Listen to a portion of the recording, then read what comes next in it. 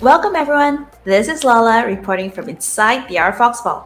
This week we have a special EMA with Ben Fairbank, CEO and founder of RFOX. We're excited to dive into some of the community's most pressing questions and get a closer look at what's to come in the RFOX VALT. What's the difference between open beta and MVP?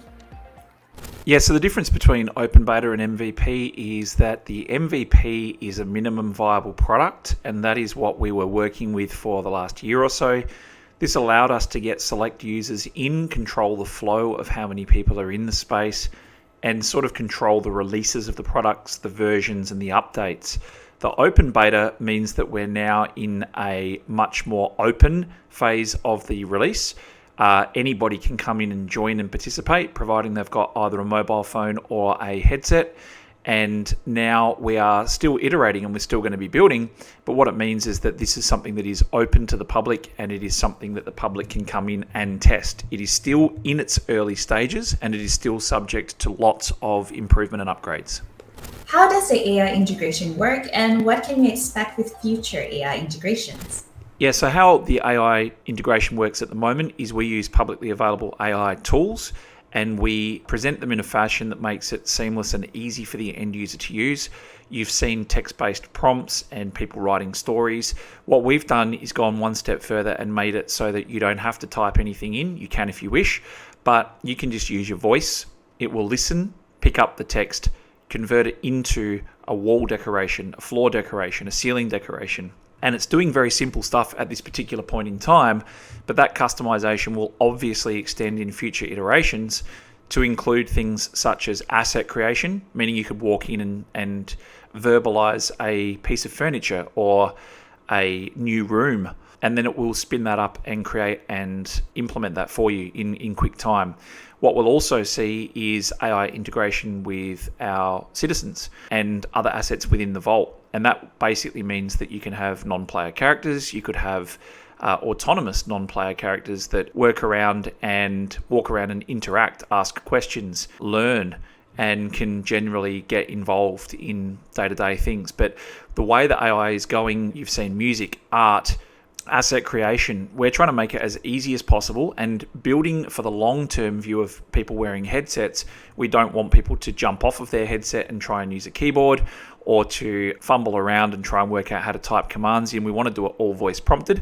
And even though we've only got a little bit on display at the moment, there is a lot more coming, and there's a lot more power that can be unleashed that isn't yet. So we will look to do that very quickly. For users, there's a unique way to personalize your experience. Can you explain that? There's a way to have a unique experience and to customize what you're actually seeing and feeling. Again, it's at a very basic level at this stage, but that will develop very quickly. So let's say, for example, you and I are both in an apartment together. I can actually change the wall and the flooring in these public apartments that are on display to whatever I like. You can change it to whatever you like, and instead of it going backwards and forwards between our preferences, mine will remain there and yours will remain there simultaneously. Even though we're in the same space, talking to each other in the same apartment, we can be seeing different flooring, wallpapers, and ceilings. What we can also do is choose to play music in the background, and that music for me could be different to your music. That way I don't have to be forced to listen to what you like. I can customize that.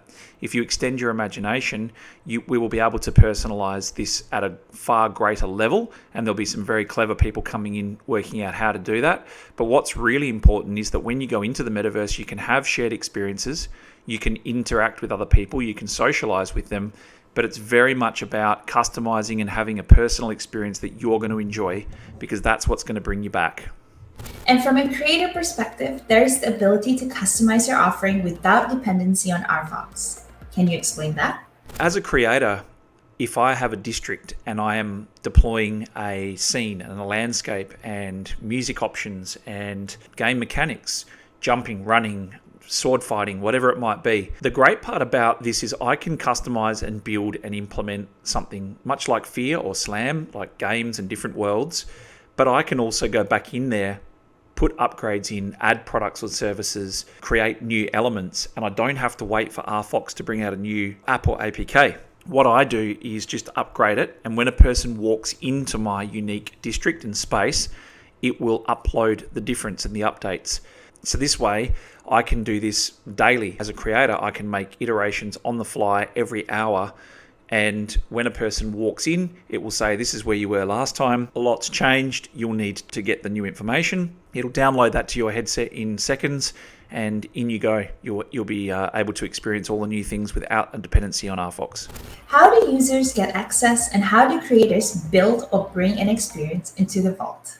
So yeah, the users can actually go into the official links that we have on the website for rfoxvault.com, and they will be able to follow those links to the correct places to download. So you can effectively get the apps if you're using an iPhone or an Android on the app stores. And you can also, as I say, get the links for the Quest through our website. For creators, at the moment, people are reaching out to us as a group or as a team and asking if they can implement games or build in a space or offer services. So we're still collecting a lot of information. We're building a list. Some people want to be preferred suppliers and offer their services for anyone looking for developers.